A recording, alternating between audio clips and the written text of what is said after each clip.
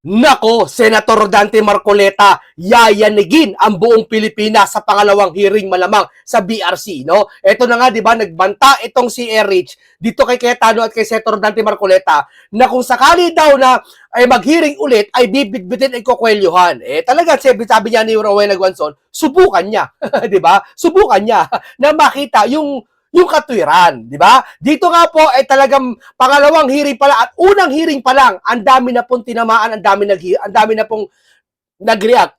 Bagay na hindi ginawa ni Pinky, no? Hindi naman to para miya ko ng buhay hindi naman to para miya kung sino makakasuhan Hindi naman to para paramihan na kung sino pagbibintangan. Ito po ay ito po ay palabasan ng katotohanan. No, kung talagang walang pagkakasala sila, harapin nila. Di ba lagi nila sinasabi kay Sara Duterte yan? Na kung wala ka anyang kasalanan, harapin mo kay Bato. Kung wala ka anyang kasalanan, harapin mo. O ngayon, kung wala kayong kasalanan, harapin nyo sa hearing. Pumunta kayo, makipagdebate kayo, makipagdiskusyon kayo, tanungin nyo ang 18 Marines. Tulad ng ginawa ni Congressman Pipito Alvarez. Di ba? Pumunta sa hearing, pinatunayan niya, hindi siya yon. Pero hindi pa sigurado yon kasi lalatag pa ang mga ebidensya para mapatunayan o hindi mapatunayan kung sino nagkasala. 'Di ba? Ganyan dapat hindi sa komite ni Pinky. Tapos sasabihin nila ang Senado walang respeto, na walang respeto, na walang dignidad. Kailangan itaas. Talaga ba? Buti pa Senado gusto niyo itaas. Samantalang ang pride ng Pilipinas, pride ng mga Pilipino ayaw niyo itaas. 'Di ba? Ayaw niyo malamang imbestiga. 'Di ba? Mabuti pa ang Senado. Mabuti pa ang Senado pinagmamalasakitan niyo. Kami mga Pilipino nagpapasahod sa inyo. Pinagmalasakitan nyo ba? Hindi nyo kami pinagmalasakitan. Dahil kung pinagmalasakitan nyo kami, hindi tatagal ng 9 na buwan ang pag-iimbestiga ni Pinky na wala nangyayari. Di ho ba? O ito, panoorin po natin si Senator Dante Marcoleta at talagang yayanigi ang buong Pilipinas. Unang hearing pa lang, daming pinaluhod ni Dante. Di ba? At dito sa pangalawa, marami siyang paluluhurin talaga. At matutuklasan na kung sino ang big fish talaga. At saka, yun naman ang Pero dyan, dapat mag-shift na tayo sa iba. Binabanatan ako ng mga media. ganun ho ba? So sa kanilang pagtatakip sa katotohanan, yung sinabi ko ng marami sa inyo ay bayaran, binubugbog nila ako ngayon. Ito ang ginagamit nila, imbes na yung katwiran ay lumitaw, ginagamit nilang pagtatakip ito. Opo. Basahin mo ngayon yung dalawang malalapad na dyaryo dyan. Ang tanging ginawa nila, yung litrato ng session hall na nandun nakaupo yung 18 Marines, yun lang, nilitrato lang. Pero yung sinabi ng lahat ng mga nandoon na mga Marines at saka mga sundalo, kahit isa walang... Grabe, tingnan mo, grabe yung panliligaw yung ginagawa nyo. Ha? Ano yan? Binibait nyo yung tao? Grabe panliligaw nila sa taong bayan. Ayaw nila sabihin totoo. Di ba? Bakit? Kampi-kampi sila eh. O hindi nga kayo. O sige. Sabi ni Senator Marcoleta, karamihan sa inyo nagbinabayaran. Ba, nag-react lahat? Nag-react yung nag-birthday? Nung nakaraan, ayoko na banggitin na, reporter nag-birthday at yung birthday niya, ang wish daw niya, panagutin lahat ng kurakot at pamatay daw lahat ng kurakot. Di ba? Siguro baka siya mauuna. Di ba? Kasi nag-react siya eh. Sabi ni Senator Marcoleta, karamihan sa inyo ay nababayaran. Yung bang karamihan, kasama siya doon? Pag sinabing lahat, kasama siya doon. Pag sinabing karamihan, hindi siya kasama doon. Di ba? Mahina sa termino. Naging reporter pa naman siya ng matagal. Mahina siya sa pag-report, mahina siya sa pangunawa. Lahat, ano yan? Ibig sabihin, tawag ng matatanda dyan, bato-bato sa langit, ang tamaan ay wag magagalit kasi guilty. Di ba? Ayun, si Senator Marcoleta sa pangalawang hearing niya, bubuelta to. Di ba? Bubuelta to. Ngayon dito, karamihan sa mga media, sabi niya, karamihan, hindi lahat, karamihan. Di ba? Dito ay talagang naka-front page, naka-front line, hindi yung mismong sinabi ni Senator Marcoleta, palilitawin nila iba. Para palabasin sa sanbayan ng Pilipino, ay talagang mali si Senator Marcoleta. Ganyan po sila. Sige, hindi kami binabayaran. Hindi nga kayo binabayaran. Pero mas masahol pa kayo sa binayaran. Di ba? Ako, tama na ako, aminin ko na eh. Di ba yun ang bayaran ako? Di ba? Okay na bayaran ako, pero mas masahol yung tao hindi binayaran, pero ang kinakampihan mo, kasamaan. Mas mainam ng bayaran ka. 'Di ba? At least alam mo. At least alam mo pa yung ginagawa mo kahit papaano. Napipilitan ka na kasi bayad ka. Kaysa naman yung wala kang bayad. Aminado kayo, wala kayong bayad, pero kumakampi kayo sa kasamaan. Iba 'yun. Iba 'yun. 'Di ba? Yun po ba ay hindi pagtatakip ng katotohanan? Tingnan mo yung dalawang dyaryo ngayon. Yun ang headline, yung litrato lang. Wala nang iba. Ang kanilang ipinagdiwang ngayon, yung sinasabi ng ibang dating mga Senate President, Franklin Drilon, Coco Pimentel, na yung 12 sa Abilino versus Cuenco ay ganito at ganyan. Oo. Oh. Actually, sana yung mga tatanong ko sana sa inyo, Sen. Ano? Wala. Checkmate sila dyan. Ito ulitin ko ito po ay topic ito, lesson learned sa inyo. Yung boses ko at malakas, kala mo nakakasindak, hindi. Style natin yan para sa mga bago po, mga tagapakinig, lahat na po, kaya ako nagaganito, hindi ako galit. Style po to para yung isip natin na makikinig atentibo lagi. Hindi tayo nakakatulog kasi dalawa nakakatulog sa atin eh. Isa ang physical na katawan nakakatulog, isang mental ang nakakatulog sa atin, di ba? Kailangan nyo na may malakas na boses tulad nito na makapagpapaliwanag ng maayos. Di ba? Ituloy natin. Pero nabanggit ko na rin po Hindi, naman. kailangan, Opo. hindi po akong original na nagsabi ng marami sa inyo ay nababayaran. Gusto kong ipakita. Opo. Pwede mo masinag na nga nito ng... Ako, ebidensya, nagpakita si Senator Marcoleta. pwede nyo bang ipasinag para makita ang librong ito? Ano ang title ng libro? Ebidensya na kinakatakutan ng lahat. Ang ebidensya na kinakatakutan ng lahat ng mga hindi lahat ng media. Librong ito, nahawak ko. Ayan. Oho. Babasahin ko diyan, News for Sale. The Corruption and Commercialization of Philippine Media. Hindi po ako nagsulat nito. Ang nagsulat po nito mismo ay kasama ninyo eh. Ayoko na po magbanggit ng mga pangalan. Babanggitin ko na lang po ang ilan sa mga sinabi nila para lang... First time ba si Senator Marcoleta nagsabi nun na kayo ay karamihan sa inyo binabayaran? Hindi. Ang gusto niya palabasin, hindi lang libro nagsasabi nun, napakarami. Di ba? Tapos kayo na nagre-react kay Marcoleta? Kay Marcoleta kayo nagre-react? Bakit? Ano meron? Bakit? Para maliis na naman ba yung usapan? Mapunta dyan sa karamihan ng bayad? Di ba? Ito po. Malu Mangahas, then PPC Executive Director, said in a report to Press Council members that Manila Times reporters said they believe that up to 90% of their colleagues were open to accepting money given by their sources. The practices, this reporter said, was most prevalent among tabloid correspondents who are among the poorest paid in the profession. Reporters cited the following reasons for accepting bribes: the system itself, their having gotten used to it, peer pressure, and acculturation, a lack of understanding of journalism and journalism ethics, and the need for cash. When asked about specific cases of media corruption, they know about reporters recited a litany of sins. Reporters receiving monthly retainers from 5,000 to 10,000 pesos. 2004 edition lang po ito finance foreign trips, night outs in pubs, sauna baths and restaurants, contract brokered by corporation with promised commissions in exchange. 5 to 6 figure sums paid for various services, even ₱1 million fee, good for 2 years for a group of reporters tasked to set up a consultancy agency by their sources. Napakarami pong gusto kong basahin dito eh. Hindi po ako nagpasimula nito. Corruption is damaging the media's credibility and undermining the... Kasama po yan. Oo, may kasama po ang media. Huwag na kayo magkakunwari. Hindi lahat Hindi lahat. Sabi ko kasama yan. Iba dyan, di ba? potential as an information source and as a tool for strengthening Philippine democracy. The excesses committed by corrupt journalists have eroded the goodwill that the media should otherwise be enjoying because their role in chronicling and making sense of important events in the nation's turbulent history. Instead, corruption is fanning popular skepticism and cynicism about journalism. Many citizens now think that media are grasping and greedy lot, corrupt as the politicians they report about. Ang dami nito, Jen. So, hindi po ako nagpasimula nito. Ngayon po ay makikita natin ang manifestation as ebidensya. Kagaya na binanggit ko kanina. Opo. Habang kami nagsesesyon kahapon, binanggit ni Alan Peter, Senate President, ang iba't ibang mga banners ng mga periodiko, iba't iba, pero hindi man lang sinabi nila na si Alan Peter Cayetano ay siya pa rin ang nananatiling Senate President. Oho. Ang ibinubunyag nila ay yung takeover nila. Oo, hindi nila alam. Hindi, totoo naman, pwede nila ibunyang-yang yon. Pero, hindi nila sinasabi yung pagbubunyag ni Senator Marcoleta. Kagaya agahapon, Senate 25. Anong sabi ni Senator Marcoleta? Si Senator Marcoleta nagsalita tungkol sa quorum.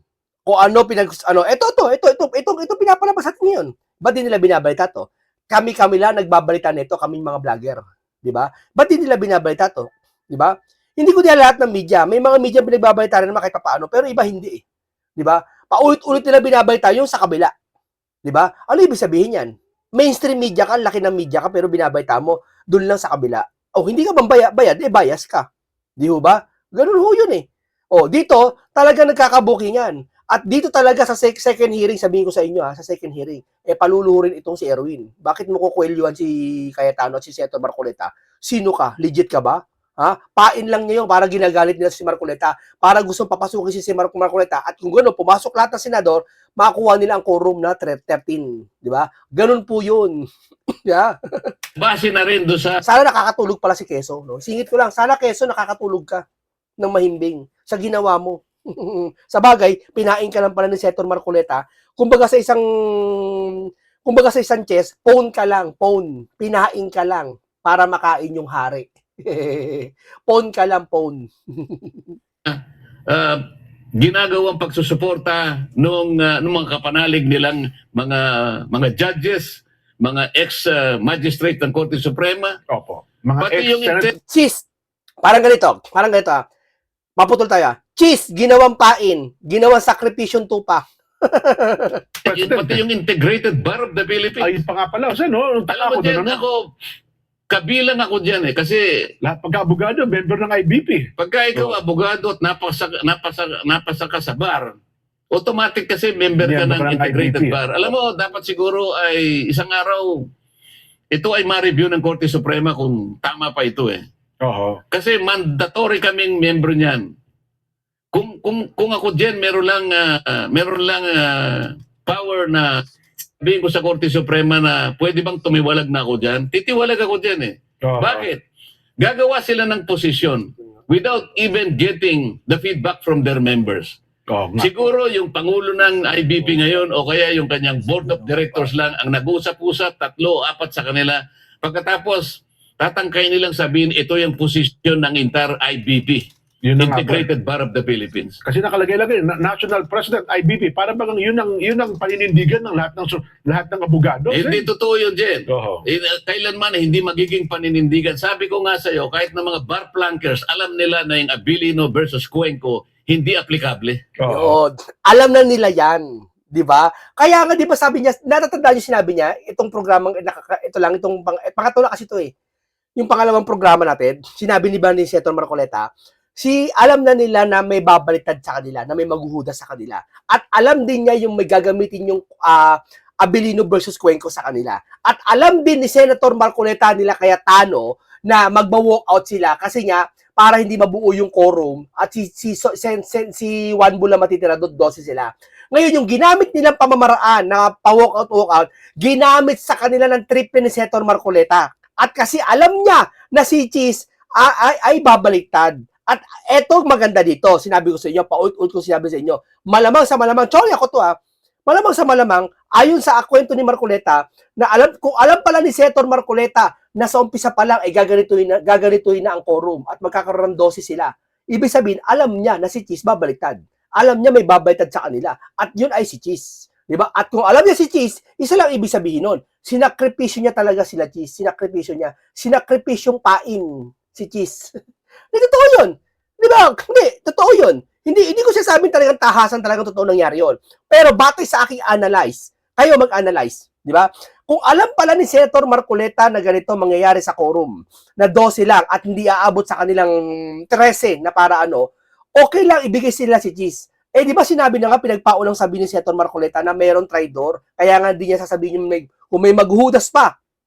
Di ba? Saka alam ni Cayetano. Si Cayetano, di ba nagsabi, alam na nila, di ba, na may maghuhudas pa rin. At alam din nila Erich nila Juan Bull na meron silang kinakausap at alam din, di ba, ng mga banateros, si Banat Bay, di ba, nagsabi na merong isang senador na kinausap doon ng Malacanang.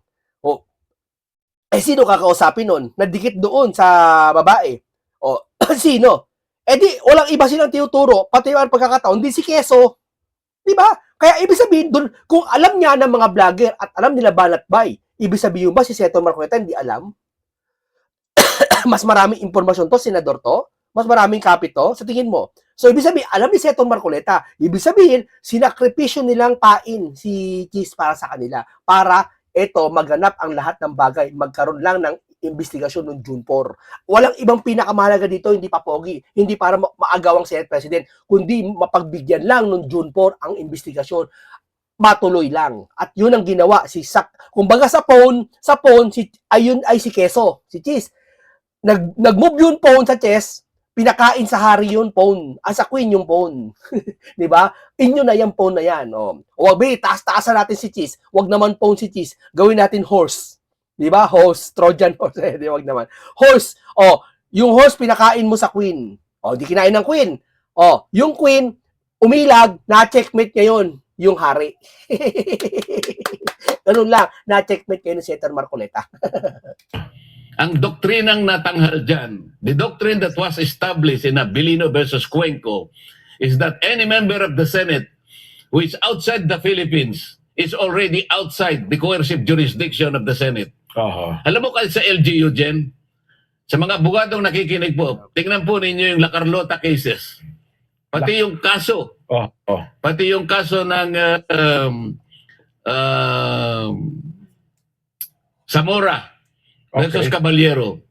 Sinasabi dyan, kapag kayo wala sa Pilipinas, ito LGU na lang ito dyan. Local government. Wala kayo sa Pilipinas, you are outside the coercive jurisdiction of the Sandigan Bayan or provincial, provincial board office. panlalawigan. Pamahalaan panlalawigan. O kahit na barangay council. Yan po yung doktrina ng in-establish ng Korte Suprema.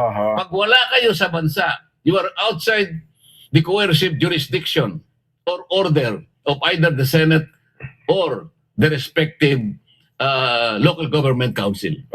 So yun lamang po yung doktrina. Wala pong sinasabi na kung 12 ay po pwedeng maging basihan ng quorum. Wala po sinasabi. Ang saligang batas po ang final arbiter. At sa Senado naman po, ang tuntunin ay siya po ang dapat na masunod. Yun. Baka nandiyan yung ating para discuss natin. Direct, ihabol natin ng ilang minuto. 5:50, ayan. Seb. Yan, ikaw nagbasa doon sa parte ng Verde, Jen. Tingnan mo nga. Palakihin nyo nga yun. Paki-zoom in mo nga yung with 12 senators presented. Ito ebidensya. Ebidensya. Sila walang ebidensya eh. Si Senator Marcoleta, ebidensya. Sila ngak-ngak lang eh, haka-haka lang eh, palapalagay lang eh. Kampi-kampihan lang eh. Kung sinabi na ganito, abogado, sige, kampi ka sa akin, tama pala siya sabi ko. Hindi porket marami kumakampi sa iyo na profesional, tama sinasabi mo. Dito walang kakampi si Senator Marcoleta, ang kakampi niya rito, ebidensya, yung konstitusyon, yung batas ang kakampi niya. Verde. Opo. Pwede pang i-zoom yun? Business obsession. Hindi, meron ka Verde, di ba? Kaya po, paki-zoom mo nga direct para na sa ganun ay mabasa natin. Parehas kami malawang. Yan. Para na sa ganun ay may share natin. Taas mong konti para mabasa natin.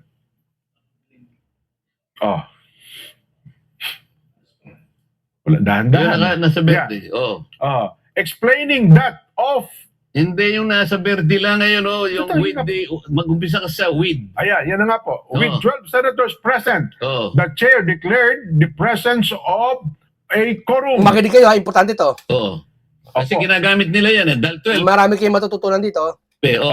Tuloy mo. Explaining that of the total membership of 24 senators, 4 senators were out of the country and therefore were not counted in the determination of a quorum. Okay. So, apat ang wala, 24 minus 4, 20 na lang. 20, yes po. So, ano yung quorum? 11? 11 po. Okay, 12 pwede na. Sobra pa po. So, alam nila yan eh. Ibig ko sabihin, ang doctrinal issue dito, pag wala ka sa bansa, hindi ka kasama sa Hindi ka bilang. kasali. Opo. Oh. Pagkatapos, hindi nila alam yung special session na tinawag ni Pangulong Duterte nung nagkaroon ng COVID-19 Opo. na sinasabi ron 12 din ang ano eh. Ito yung binabanggit nila eh. Oo. 12 din. Pakita mo yung isa ngayon, yung naunang binigay ko sa iyo direct. Para lang makita. Yan. Ayan yan, Jen. Yung roll call. Doon sa roll call, ang nandun lang 12. 12, sabi niya. Oh. Makikita mo yung 12 ang mga pangalan dyan, ano? Yes po. With 12 senators present, sabi niya sa baba, The the chair. chair declared the presence of a quorum. So 12 na naman, ano? Yes po. Oh. Ginagamit nila yan. Senators Angara, itaas mo. Ayan. Ako, ebidensya kinakatakutan nila. Senators Angara, Binay, De La Rosa, Drilon, Ontiveros, Marcos, Pangilinan, Pimentel, Villanueva, Villar, and Subiri were unable to physically attend the session. Okay. Opo. Okay? Mhm. So bakit nila ginawang with 12 senators? Kasi, Jen, hindi nila sinasabi, 8 dyan sa mga binanggit ko, nag-phone pats. Nag-phone patch. So 8 plus 12, Oho. 20 na naman. Okay. Oho. Ano yung quorum? Eh di 11. Kaya 12, tama na. So mobra pa ng isa. Yan po yung yan ang hindi nila po sinasabi sa inyo. Yan. Ngayon, ebidensya, hawak ko, sabi ni Senator Marcoleta. Ito, para sinabi, Juan Bull, makinig ka ito. Ngayon, ang dulong-dulungan si Juan Bull eh. Di ba? Saka si Erich eh. Ito, Erich hawak ko ebidensya Hawak ni Senator Marcoleta ebidensya Yan po sa 11 na wala, yung 8 po ay nakapag-participate by way of phone pats. Kasi nga po, meron pong COVID-19 noon, kaya pinayagan yan. Yan, pinayagan kasi 11, ang majority 12. Tama ba ako? Tama ba ako? Oho. Wala pang... Ngayon, buo naman ng Senado, wala namang umalis sa bansa, wala namatay. Ang majority ng Senado ngayon, syempre, 13, hindi 12. Di ba? Kaya asa si Bato de la Rosa, asa si Jinggoy Estrada. Hindi naman, nasa bansa naman eh. Senador pa rin sila. Kaya kaso, ginigipit nila, ayaw payagan nila ng yung video conference ni Marcoleta. Pain lang ni Senator Marcoleta yun para lumitaw ang katotohanan eh. Hindi ko alam kung pain na akin lang yun, pero parang pain na rin yun. teleconferencing noon eh. Yes po. Phone patch lang ng So sa phone pats po, yung 8. Oho. Hindi ko lang po madistingi kung sino sa 8 ang nakagawa ng paraan para sa ganun ay makiayon Mhm. doon sa agenda tinatalakay ng 12. Pero yung natasan ay mayroon daw hindi pangkaraniwang pangyari kasi nga COVID. nung Kaya time nga, na. Oho. pero kahit na paano, yung 8, kahit na phone pats, ay pinayagan. Ay kinilala. Kahit physically wala sila dyan. Oho. Yan po yung hindi nila masyadong ipinapaliwanag. Sa Oo. mga tweet, mabigat talagang pananagutan na 13 talaga. Opo. Ang circle 13, kaya pala gusto nila hulihin si Bato sa si Jinggoy para mabawasan talaga. Yan ang gusto nila. Hindi lumilitaw din ang katotohanan. Wala man silang sinasabi na gusto nila si Jinggoy mahuli. Pero yun ang kinasabi ng pagkakataon. Tandaan nyo, minsan ang ebidensya nagsisinungaling din. Lalo kung tanim ang ebidensya nagsisinungaling. Di ba sabi nila, ang ebidensya ay di nagsisinungaling. Para sa akin, hindi. Nagsisinungaling minsan ang ebidensya kung itinanim. Ang hindi nagsisinungaling, yung pagkakataon at pangyayari, yun ang nagsasabi sa atin, nagsisinsay sa atin, na totoo na meron talaga silang balak at gusto nilang makulong yung dalawa at iba pang senador para makumpleto sila. Mahawakan nila ang leadership, wala nang investigasyon blood control, hawak nila ang sitwasyon. Di ba? instansya lamang na pwedeng magbago yung 13, alam na natin, wala. Mhm. Sa bansa. Wala sa bansa. Yung Oo. iba naman, true phone pats nakahabol. Oho. So hindi magbabago yung 13. Immutable yun. Oho. It's an immutable rule. Yung quorum ay palaging 13. Lapas sa 13, lahat ng gagawin mo, walang quorum. legitimacy, Walang- walang legality, Oho. walang regularity. Nako. Pero paano ano mangyayari sa Lunes yan? Kasi Ay, na-expect hindi nila. naman ako manghuhula. Bakit mo ko tatawagin? Hindi, pero sabihin, ano magiging larawan sa Monday kasi Sana man lang. patatawag din daw yung 18 eh. Ako hindi ko alam kung Oh. anong mangyayari. Pero ako, ang ano ko na lang, ang pag-asa ko na lang. Opo. Sana yung wala sa katwiran, aminin na nila. Sana Hindi nila aminin niya, Senator Marcoleta. Pero teka lang namimiss ko talaga to. Namimiss ko talaga tong rallying ito. Namimiss ko to. Paano nangangamoy? Paano nangangamoy? No? Nangangamoy na naman.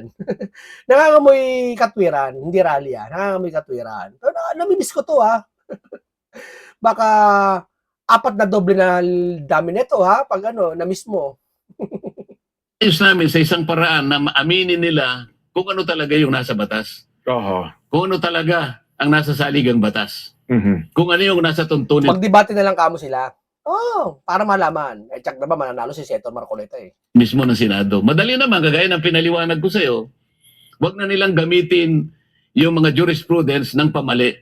Kahit na bar flankers dyan, tatawanan sila. Oho. Lalo naman, yung nagkukunbang merong legal background. Lalong-lalo naman yung nagsasabi na let us bend the law. Oho. Pero, Sa pool itong si Bendalo. Sen, ang epekto nito siguro huling tanong ko na lang, Kaya talagang totoo talaga, ginawang sakripisyong pain si Cheese. Hindi, eto lang ha, teorya ko lang, akin lang to, pero may hawig, di ba? Kayo magsagot. Para lumalabas, inyo na yan si Cheese, 12 na naman kayo pero ang majority pa rin 13. Huwag lang may magkakamali lumipat talaga, talagang talo sila si Senator Marcoleta. Inamin naman nila Cayetano Pag may naging 13, susuko na talaga ang leadership. Wala tayong magagawa. Talunan talaga. Tanggapin ang talunan. Pag may lumipat pa lang isa, sana naman wala na naghudas. Kasi si Cheese, sinakripisyo na nila Una pa lang, alam na ni Senator Marcoleta Di ba si Cristo ganyan? Hindi ko siya sabing Cristo si Marcoleta. Si Cristo, alam niya na Sa 12 Judas, alam niya na kung sino Judas Di ba? Sa umpisa pa lang, ipagkakangulo mo ako, di ba? Alam niya na Alam niya na Di ba? Ito si Senator Marcoleta, syempre, bagaman nagbabasa ng Biblia, syempre, ginagabayan ng Panginoon Diyos. Kaya alam na niya yung mangyayari. Pinagkalooban siya ng tawag diyan kaloob para sa kanya. Wala nang time, Yun na nga po, gusto ko sanang itanong sa inyo bago tayo magtapos paano matatapos ito, Sen, sa kapakanan ng taong bayan? Ako gusto ko matapos ng maayos. Oho. Hindi ko alam sila kung gusto na rin matapos ng ganun. Oho. Mukhang malaki na epekto nito sa buong bansa, Sen, ha? Aminin man natin o hindi, mabigat po ito nangyayari. Sana naiintindihan nila yung sinasabi mo. Oho. Sana yung tanong mo na yan ay naririnig nila. Oho.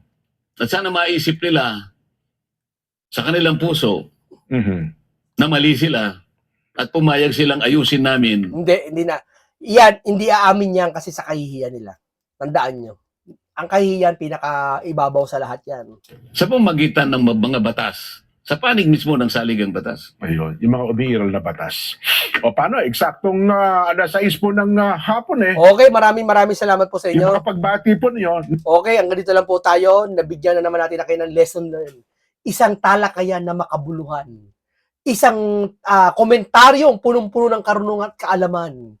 Pasensya kayo kung ako'y ganito boses ko para mataas, para laging galit, para laging pasigaw. Hindi po, style po natin yan. Para laging gising lahat ng ating mga kaisipan, mas maraming matututunan. Kasi po, ang minsan kasi pagpabulong ang salita o mahinaon, minsan din naiintindihan ng lahat Mas maganda medyo pasigaw tayo Medyo tayo pagalit ng konti, no? Pero wala naman tayong minumura, wala naman tayong pinagbabantaan. Dito ay laging patas. Ang nangingibabaw dito ay karunungan at higit sa lahat, mga kaalaman na mapapakinabangan nyo. Hindi lang ngayon at sa iba pang darating, maaalala nyo, ay totoo pala, sinabi ni Munting Kaalaman, no? Ang galing pala siya, sabi niya, no? Okay pala, tama pala, no? Yung mga analogy niya, no? Okay, maraming salamat. Dito lang po. Ingat lagi kayo, Senator Dante Marcoleta. Paalam po sa inyong lahat.